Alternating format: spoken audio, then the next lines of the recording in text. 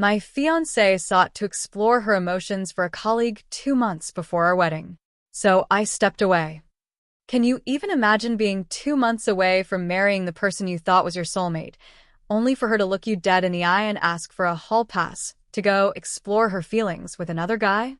What the hell would you do? Because that was my nightmare. And trust me, the jaw-dropping, absolutely delicious twist that came just 8 months later? Pure, unadulterated, cosmic karma. Asterisk, asterisk, hey everyone, I'm Nate. I'm 29, and my life revolves around aviation safety. Basically, I'm the guy who makes sure those complex systems keeping planes from falling out of the sky actually meet all the federal standards. It's a demanding job, honestly. Half my life is spent in hangars, airport offices, or just waiting for delayed flights across the Midwest. But it pays well, and yeah, I'm damn good at it. For almost 3 years, my world pretty much spun around Katia. We'd been engaged for 14 months of that. She was from Ukraine, came to the States for grad school, and just decided to stay. I met her at a friend's birthday party at this swanky rooftop bar in the Crossroads district. She was stunning. Like, stop you mid-sentence and forget your own name stunning. Dark hair, sharp, elegant features, dressed like she'd stepped right out of a European fashion magazine. Way out of my league, I thought then. But she seemed genuinely interested in me. We talked for 2 hours straight about everything, her transition to American life, my weird job, the best barbecue joints in Kansas City. She had this incredible way of giving you her full, undivided attention, like nothing else in the room even existed. I was hooked. Immediately. That first year, it was incredible. She pulled me into her world of elaborate dinner parties with her friends, where everyone dressed up and the food was always homemade and impressive. I introduced her to Chiefs games and those hole-in-the-wall barbecue joints that she pretended to enjoy more than she probably did. We balanced each other out. Looking back, though, I can see I was probably more accommodating than I should have been. She had incredibly strong opinions about everything, where we ate, what we did, even how I dressed. I went along with most of it because, honestly, it just seemed easier. And deep down, I just wanted her to be happy. My best friend, Cody, called me whipped more than once. I always just told him he was jealous. He'd just shake his head and say I was blind. But I wasn't a total pushover. When she wanted me to skip my cousin's wedding for her coworker's gallery opening, I said no. When she suggested I find a job with less travel because she didn't like being alone, I told her point blank, my career wasn't negotiable. I did have a backbone. I just didn't use it as often as I probably should have. Our engagement happened 14 months ago at her favorite restaurant. I'd planned it for weeks, coordinated with the staff, had my grandmother's vintage ring hidden in my jacket pocket.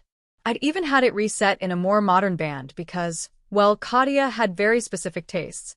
When I got down on one knee, she actually teared up, said yes before I even finished the question, then posted it on Instagram within 30 seconds. 400 likes in an hour. Her profile bio changed to Future Mrs. before we even got the check. Her parents flew in from Chicago the next month to celebrate. Her mom, Ina, brought these incredible homemade Ukrainian pastries. Her dad, Victor, brought his handshake and his expectations. Victor was an old-school Eastern European guy. His handshake felt less like a greeting and more like a test. Ina was warmer, but you could tell she had high standards. I passed, apparently. Victor told me privately he was glad Katia had found someone stable, someone who would take care of her.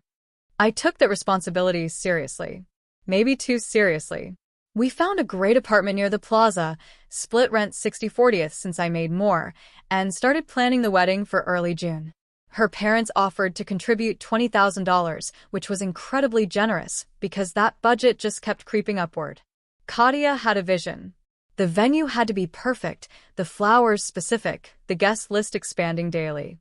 By the time everything was locked in, we were looking at 140 guests, a beautiful Parkville venue with a river view, a 6-piece band, and a photographer who'd shot weddings for Kansas City Chiefs players.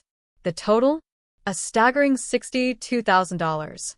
Her parents' $20K covered a chunk, but the rest was all me. Deposits were down.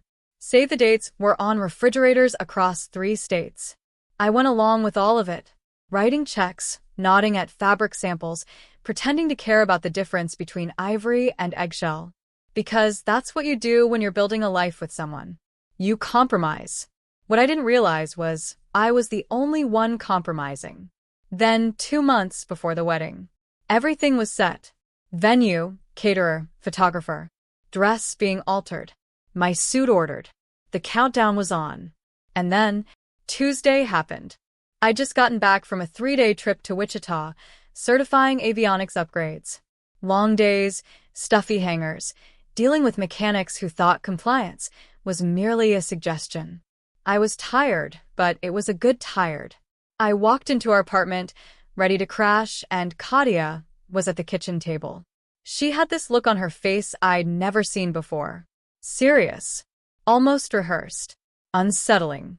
She told me she needed to talk about the wedding. My stomach dropped.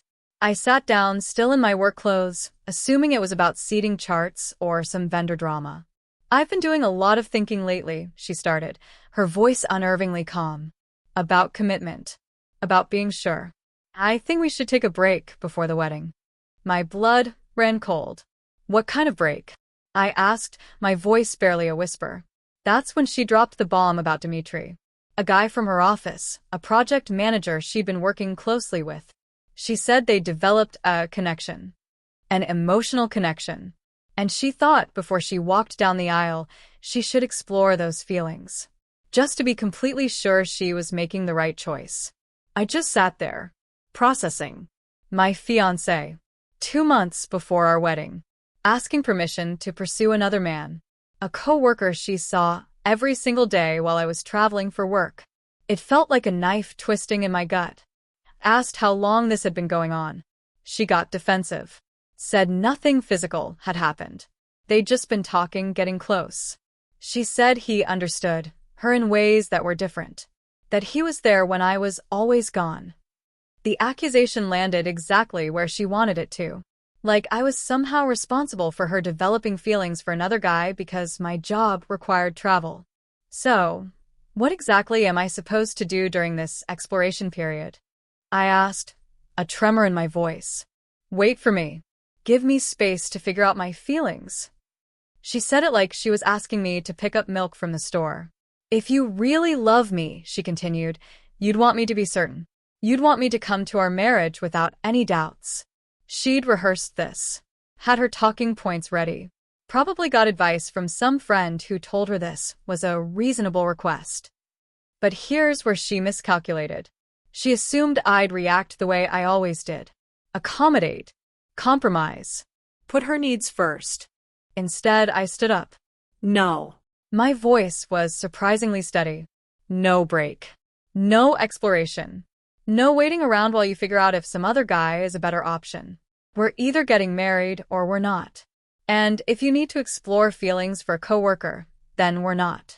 Her face changed instantly. That rehearsed calm shattered. I'm not asking to break up, Nate. I'm asking for space.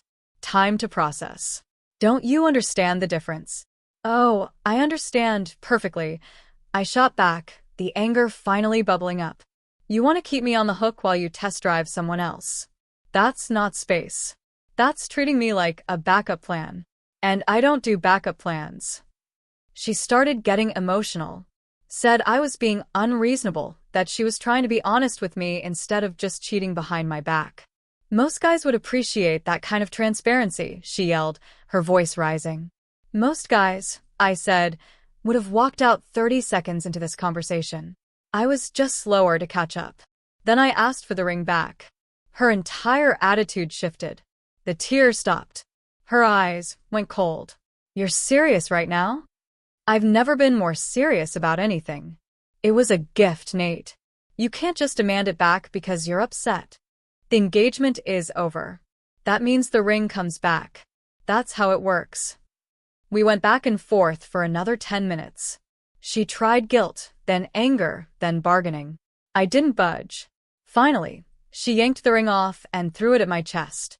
I caught it, clean, right out of the air, like catching a foul ball. She grabbed her purse and headed for the door. Before she left, she turned around, eyes blazing. You will never find someone as beautiful as me. No one is going to love you the way I did. You're making the biggest mistake of your life. Then she slammed the door so hard the pictures on the wall rattled. I stood there in our apartment, holding my grandmother's ring. And the weirdest thing? I didn't feel sad. Not at all. I felt relieved. Like I'd been waiting for the other shoe to drop for months, and it finally had. Relief washed over me. Then I texted Cody. It's over. His response came back in under a minute. Finally, bro, took you long enough to grow a pair. Want hot wings? I'm on my way. Cody showed up 45 minutes later with a bag of wings from our usual spot, a notebook, and this grin like Christmas came early. He'd never liked Katia. Said she treated me like an accessory, like she was more interested in having a fiancé than having me. I'd always defended her. Said he didn't understand her. Told him he was unfair. Turns out he understood her better than I ever did. He dropped the wings on the table, popped open an energy drink, and pointed at me. Walk me through everything. Start to finish.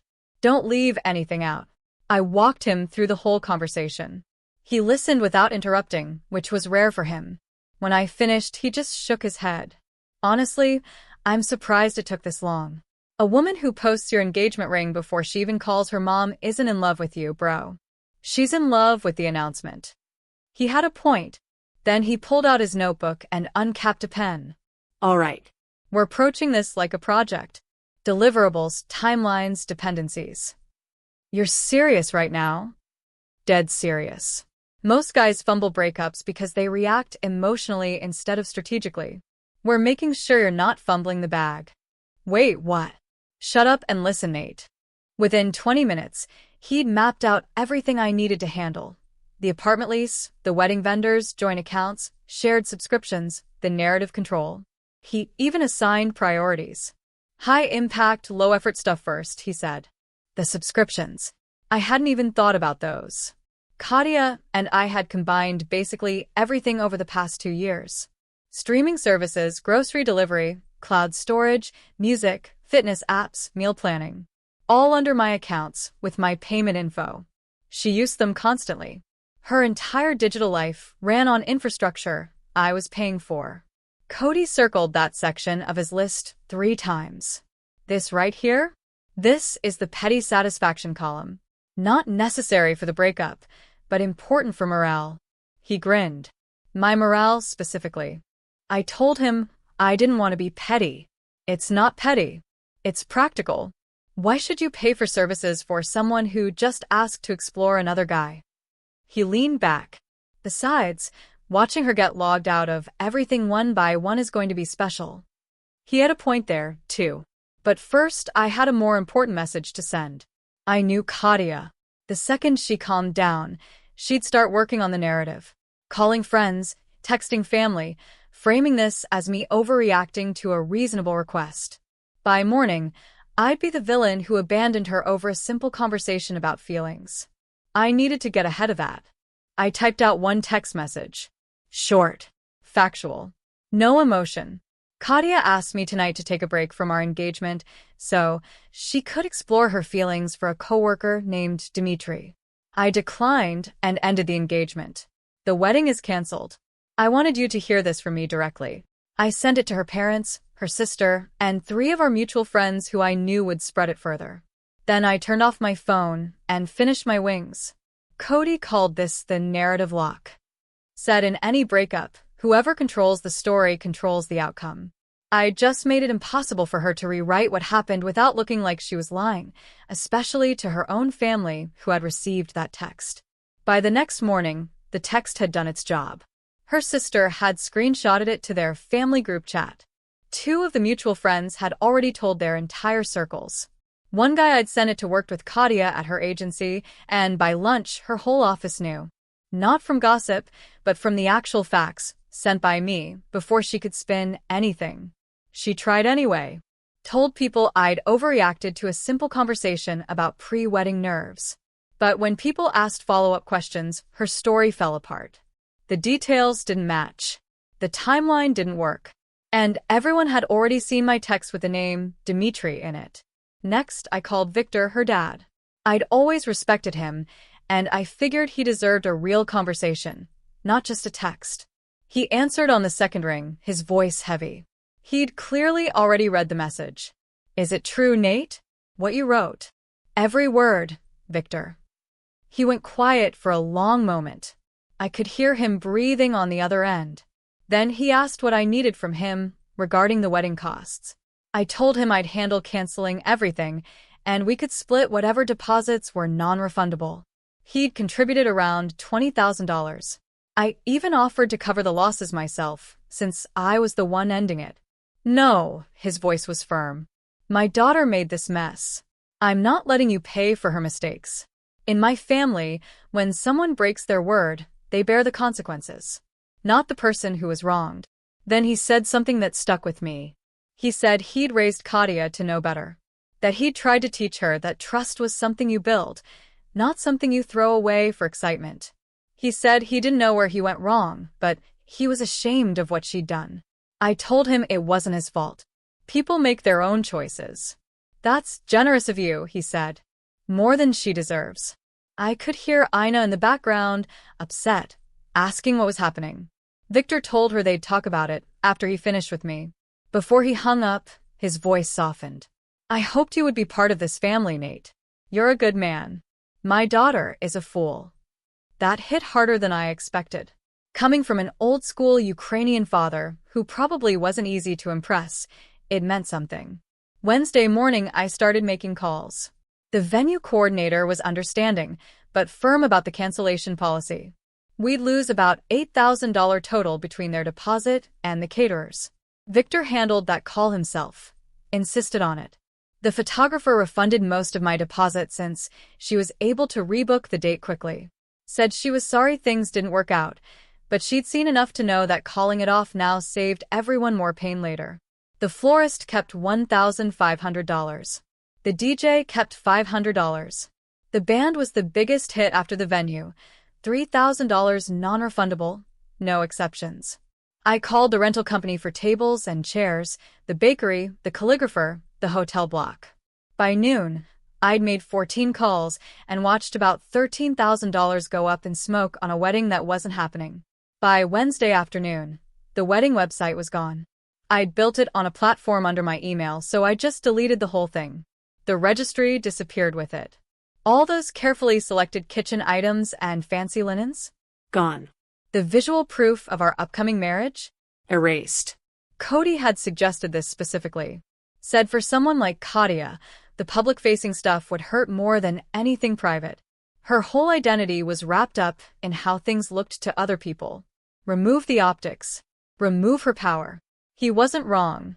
She started blowing up my phone around for that afternoon. Texts, calls, voicemails.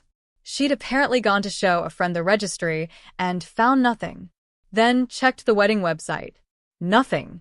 Then called the venue and found out her own father had canceled everything. Her messages got increasingly frantic, then angry, then threatening. She said I was trying to humiliate her, that I'd gone behind her back to her own family, that I was being vindictive and cruel. I didn't respond to any of it. That evening, I logged into all our shared accounts. Streaming services first. Changed the password on the main one, removed her profile. Moved to the next platform, same process. Cloud storage, grocery delivery, music, fitness app, meal planning service, language learning app, she'd used exactly twice. Everything. Cody was sitting across from me, watching and grinning. He'd brought snacks. "This is better than any show we could have been watching on those streaming services," he said, stuffing chips in his mouth. I know it was petty, but Cody was right. Why should I keep paying for someone who just tried to put me on a shelf while she shopped around? The texts that came after that were something else. Apparently, she'd been in the middle of a show when everything logged her out. Then tried to order groceries and got declined. Then couldn't access the playlist she'd been curating for months. Then tried to use the cloud storage where she kept all her design files for work and got a password error. The messages progressed through stages. Confusion first. Then realization. Then absolute rage. She even sent me angry voicemails. Her accent was slipping. "You cancel everything. Everything. I am in middle of show. Nate, you are so petty, so childish. I cannot believe I waste 3 years on you.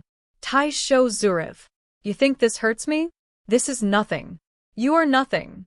Mudak. Cody died laughing when he heard that last one. Bro, he gasped, wiping tears from his eyes. She's having an existential crisis. She even tried to sign up for her own accounts, but apparently some of the premium features I'd been paying for weren't available on the basic plans. She sent another round of messages asking if I was seriously going to make her pay full price for services she'd been using for free for 2 years. I didn't respond to any of it. That's the best part, Cody said. The silence. Nothing's going to drive her crazier than you not engaging at all. I slept better that night than I had in months. The apartment situation was the big one. We were both on the lease, which ran through October. Breaking it early would mean penalties, and I didn't want to deal with months of awkward cohabitation while she figured out her next move. Plus, there was the issue of her trying to make my life difficult. Apparently, after the subscription shut down, she decided to fight back. She called my company's HR department, claiming I'd been harassing her. Said she felt unsafe, demanded they do something about it. Except there was nothing to do. I hadn't contacted her directly since the lease meeting. Every message she'd sent had gone unanswered. The text I'd sent to her family was factual and contained no threats or insults. HR called me. I forwarded them the relevant screenshots showing she'd been the one sending aggressive messages, and they closed the case in about 20 minutes. Then, she tried calling the apartment management to get me removed from the lease for creating a hostile living environment. Except I wasn't living there. I was staying with Cody temporarily while I figured out the move. And the building manager, who'd seen enough breakup drama to write a book about it, wasn't interested in getting involved beyond the paperwork. She also tried to get ahead of me with the wedding vendors. Called the venue, pretending to handle the cancellation herself, trying to redirect my deposit refunds to her account. The venue coordinator called me to verify. When I explained the situation, she flagged Kadia's number in their system. The caterer got a similar call. Same result. Her attempts to get back at me weren't working because there was nothing to get back at. I wasn't engaging. I wasn't attacking. And she had no idea how to fight that. Thursday morning, I went to the leasing office and explained the situation. The manager was sympathetic. She said if one of us wanted to take over the lease solo, that could work. Or if we both wanted out, there'd be a 2-month penalty. I asked about my options specifically. She said if I could find a replacement tenant and Kadia agreed to sign off the lease, I could be out within 30 days. I made some calls. A guy from my company had been looking for a place closer to downtown. I told him about the apartment, sent pictures, quoted him the rent. By Thursday afternoon, he wanted it. Said he could move in by the 15th if the paperwork worked out. Now, I just needed Kadia to cooperate. I texted her a simple proposal. I'd move out. She could stay in the apartment through the end of the lease, and I'd cover my share of the penalty for breaking it early. Clean break, no drama. Everyone moves on. She called me instead of texting back. Her voice was different now. Calmer. Almost contrite. I don't want you to move out, Nate. I want to talk about this. Really talk.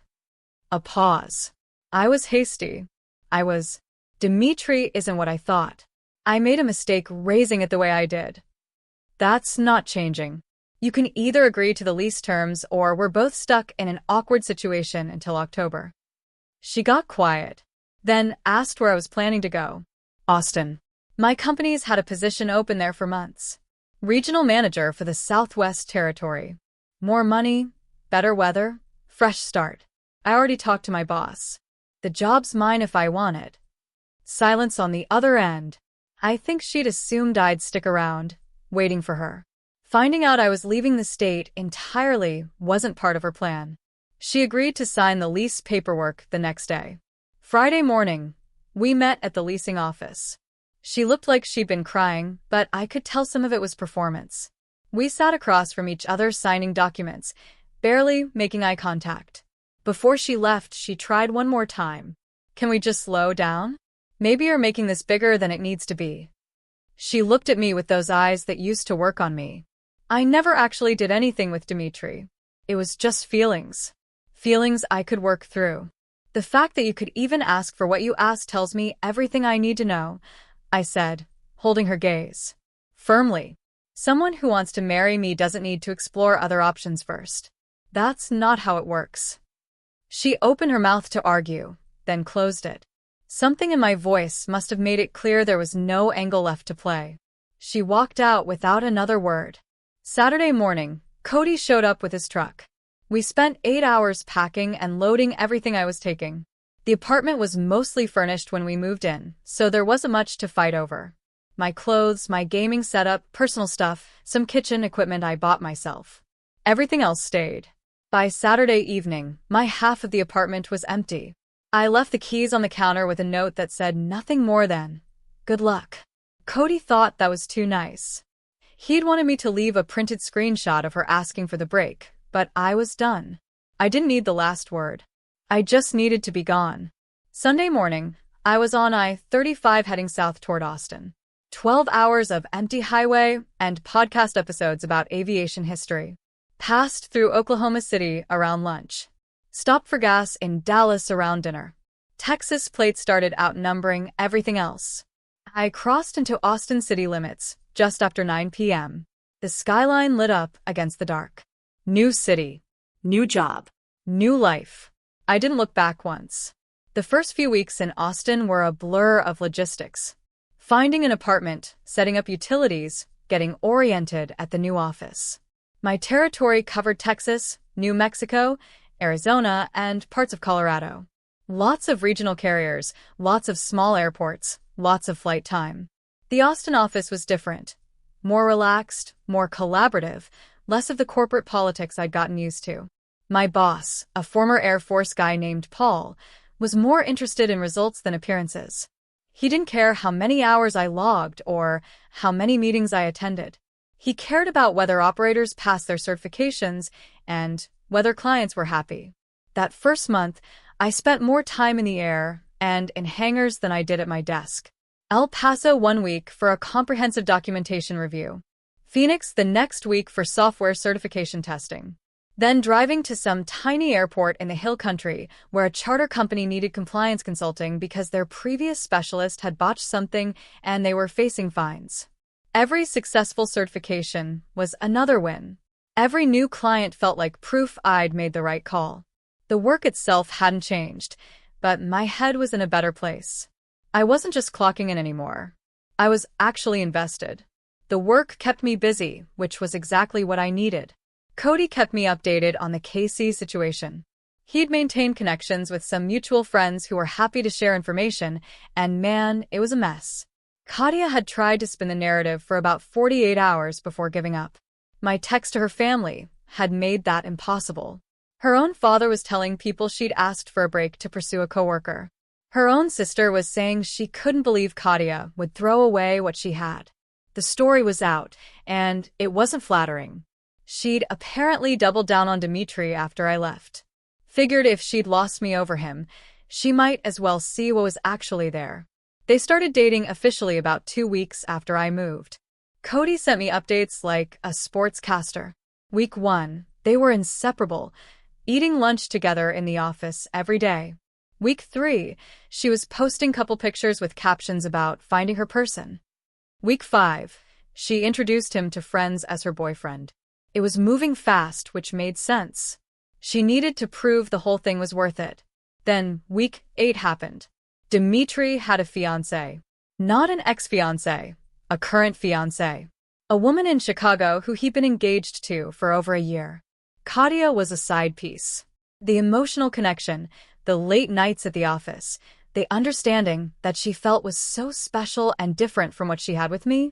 All of it was just entertainment for a guy who was bored with his actual relationship and saw an easy target.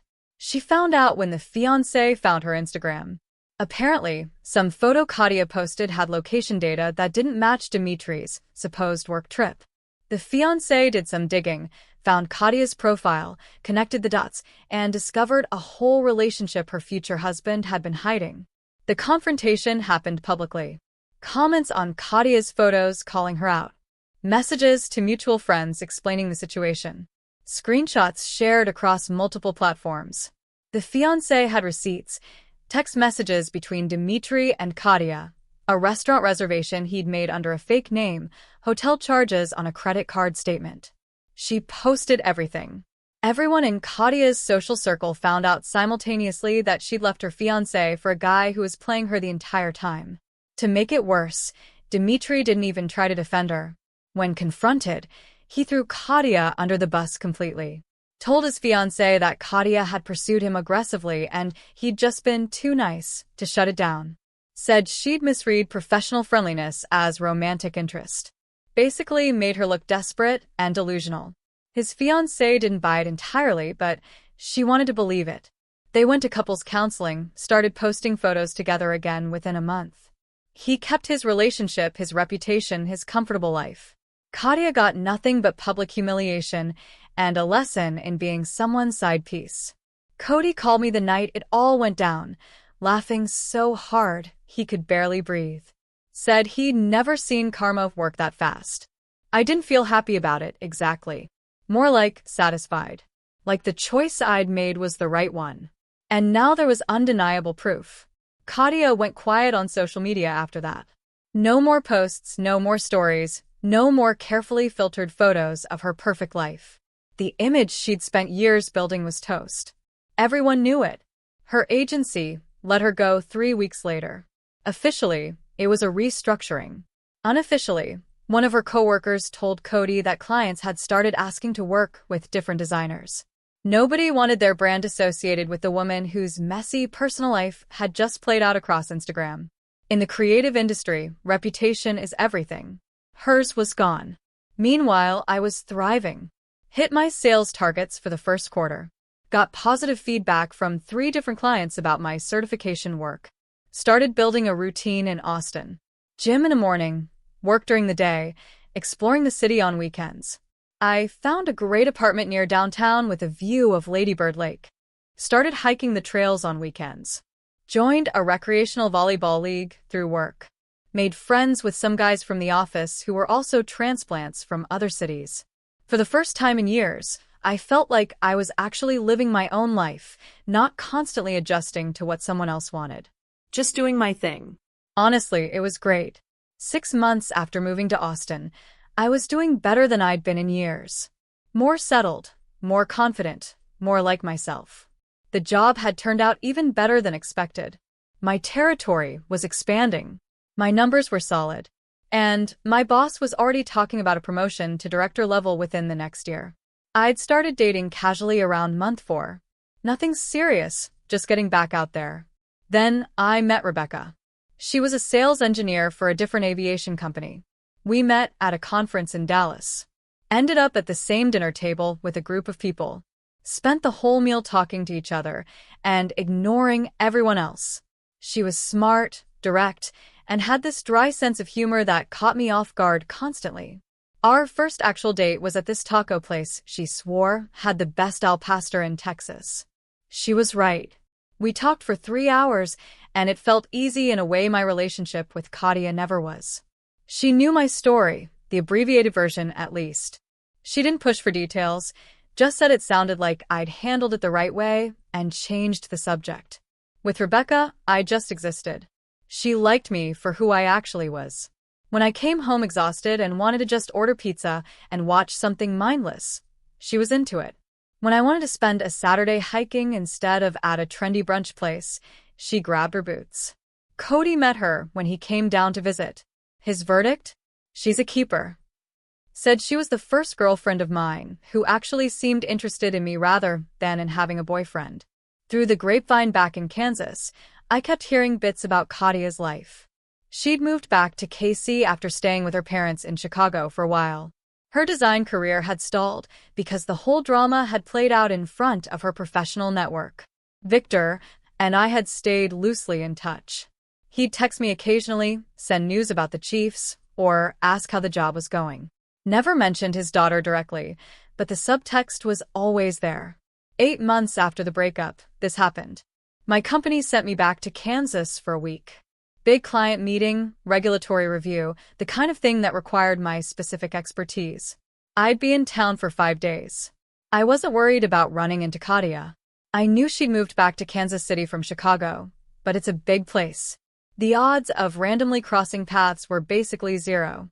The work went smoothly. 4 days of meetings, inspections, and documentation reviews. By Thursday evening, I was finished and had one free night before my flight home Friday afternoon. Cody insisted on meeting up. Suggested this new place in the Crossroads district that had opened after I left. Supposed to have great food. I agreed. The restaurant was packed when I got there. Cody had grabbed a table near the back. Already had an appetizer ordered. We spent the first hour catching up properly. His work, my work, Rebecca, his latest dating disasters, normal stuff. Then I saw her. Katia was across the restaurant with 2 women I didn't recognize. She was dressed up, full makeup, the whole presentation. But something was off.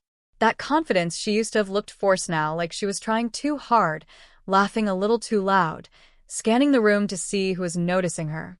I watched her for about 30 seconds. She'd lost weight. The outfit looked cheaper than her usual style. The agency job must not have been paying what her freelance work used to. She hadn't noticed me yet. I debated whether to leave, but Cody had already turned to see what caught my attention. When he spotted her, his face split into this huge grin. "Don't you dare leave," he whispered, keeping his voice low. "This is perfect. The universe is handing you a gift wrapped in a bow. Accept it gracefully." I told him I didn't need any kind of drama. He said it wasn't about drama. She needed to see me happy. Moved on. That would do more than any words ever could. So I stayed. Kept talking. Kept eating my food. About 20 minutes later, she noticed. That fake happy look on her face flickered for a second before she put it back on. She touched up her lipstick using her phone camera, then walked toward our table. Cody leaned back in his chair. "Hey, don't give her anything," he said quietly. She stopped at our table. "Nate, I didn't know you were back in town." "Just in for work. Leaving tomorrow." I didn't stand up, didn't offer her a seat. She stood there for a moment, clearly expecting more. When I didn't offer anything, she pressed on. "How are you doing? Is Austin treating you well?" A pause. "Are you seeing anyone?" "Austin's good. Job's great. And yeah, I'm seeing someone. Going really well." The look on her face was priceless. That moment when she realized the backup plan she'd been counting on wasn't there anymore. "Are you happy?" she asked. "Actually happy?" "Yep. I am. I've been thinking about everything, Nate. I know now that what I asked for was wrong. I wish I could take it back." I nodded. "I appreciate you saying that." She waited, expecting more. "I hope you find what you're looking for, Katia." Then I turned back to Cody and picked up my fork. She stood there for a few seconds, not knowing what to do. I didn't look up. She walked away without another word. Cody waited until she was back at her table before he spoke. "Dang, did you see her face?" I shrugged.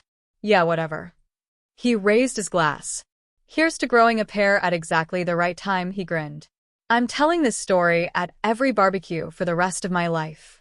"Knock yourself out," I said, a genuine smile finally spreading across my face. We finished our meal. I caught a flight home to Austin the next day. Rebecca picked me up from the airport. She hugged me and asked about my trip.